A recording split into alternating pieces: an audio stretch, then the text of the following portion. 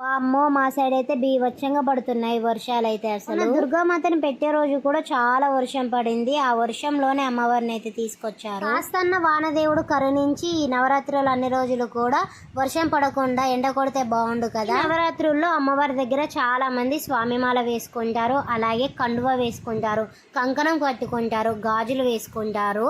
ఎవరు మొక్కుకున్న దాన్ని బట్టి వాళ్ళైతే వేసుకుంటారు అన్నమాట. అందరూ కూడా చాలా నిష్టగా పూజలు చేస్తారు. తెల్లవారుజామున లేచి చన్నీళ్లతో తలస్నానాలు అయితే చేస్తూ ఉంటారు. అసలే వెదర్ చల్ల చల్లగా ఉంది, అందులో ఒకటి చన్నీళ్ళ స్నానం అంటే మరి మామూలుగా ఉండదు. అలాగే అయిపోయేసరికి వాళ్ళందరికీ కూడా ఫుల్ కోల్డ్ అవుతుంది, ఎందుకంటే వర్షాలు అలా పడుతున్నాయి. మరి పంపిన మొక్కజొన్నలు ఉంటే ఈవినింగ్ అయితే ఇలా స్నాక్స్ చేశాను. టేస్ట్ చాలా బాగుంది, మీరు కూడా ఒకసారి ఇలా ట్రై చేయండి. ఇదేం పిచ్చునబ్బా, దేంట్లోనైనా టమాటోస్, ఆనియన్స్ అలాగే లెమన్ పిండుకొని తినడం అంటే చాలా ఇష్టం. ఇది పిచ్చి అంటారా లేదంటే ఫుడ్ మీద ఉన్న ప్రేమ అంటారా? మీరే చెప్పండి అబ్బా.